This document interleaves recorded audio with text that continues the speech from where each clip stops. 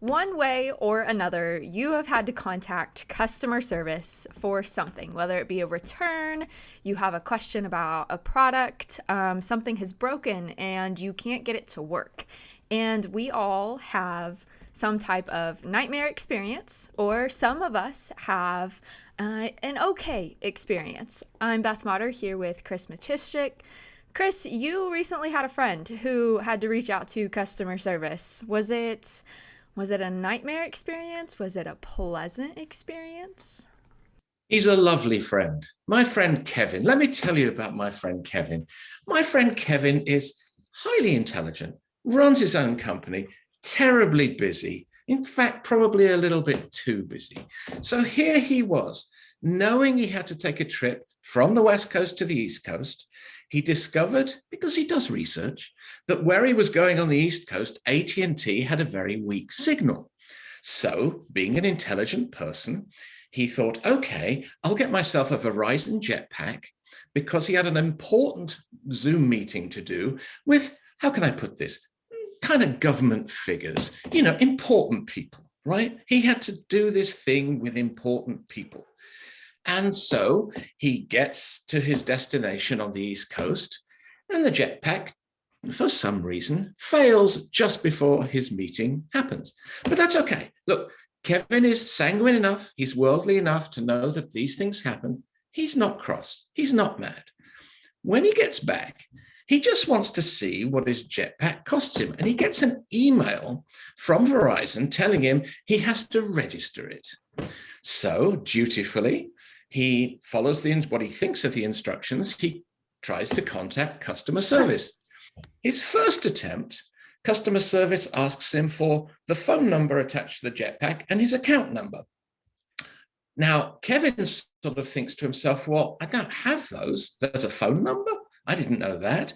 He says, I have my name, my address, my social security number, all of that. He thought that would be enough. It was not enough. It was not. So he was that didn't work. So then he tried chat, and he said, I talked to 5 people on chat, but in the end, none of them really wanted to help, and all of them seemed to be primed to sell him something. So when he finally explained to them that all he was trying to do was what Verizon had asked him to do, which is to register his jetpack, guess what they suggested? He buy another one. No, that he contact customer service. Oh, darn. I There could we have have guessed it. that. Yes, But quite. So Kevin goes back to customer service, and he sits and he sits, and the wait time is 30 minutes, an hour and a half. This is very common right now because, of course, what's happened is during the pandemic, so many companies got rid of their customer service people. And in the case of airlines, they not only got rid of them, but got government subsidies in the process of billions. And now, airlines, for example, people are waiting so long that Delta, for example, has said, oh, we're terribly sorry. We think we're going to hire customer service people. But back to Kevin. So he sits, he gets frustrated. He's one of those people who, he's human, frankly, a bit nerdy, but actually human. So he's getting terribly frustrated. He doesn't know what to do. And let's face it, all he wants to do is to register his thing so he can view his bill online. It's not exactly as if this is a climactic situation, but he just wants it over with. So Kevin has an idea, and I have to commend him. When he told me about this, I thought, this is really, I'd never have thought of that. What did you do, Kevin? So guess what Kevin did, Beth? I don't know. He called collections. Okay. Because he said to himself, if there's one thing I know, is that all companies want money. So they will always have human beings standing by to try and get money from customers who may not have paid on time or what have you. And so that's what he did. So he called collections. He got straight through to a human. No wait time, no hour, no half an hour, no hour and a half.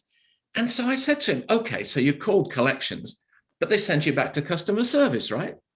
He said, no, no, no. They were very happy to help. They were a little disappointed I didn't owe them any money, he said. He said it was a little depressing for them that they weren't actually going to make any money out of him, but they were perfectly happy to help in registering his jetpack, in showing him, indicating where he should look for his bill online and how he can see it, all of that. So he went to the people who try and get money off you and actually got what you might call customer service. Now, what do you think? That's sort of fairly ingenious. Yeah, I mean it's a really good thought because they want their money, so they won't have any type of AI set up to field those calls. They they're going to handle that. When we try and talk to AI, most of the time, it's especially true in my case, they don't understand the word I'm saying. It's always, I'm sorry, I didn't get that. And so it's an intensely frustrating experience. And also on chat, if the chat is set up merely to sell you things and not to give you customer service, that's not going to be terribly helpful either. But this had a wonderful denouement. After this column was published, I started hearing from readers, ZDNet readers, going, oh yeah, I've done that. And they said, Kevin's not the lone genius in the world. They said, oh, we do that too. But not only do they try collections, some of them call fraud.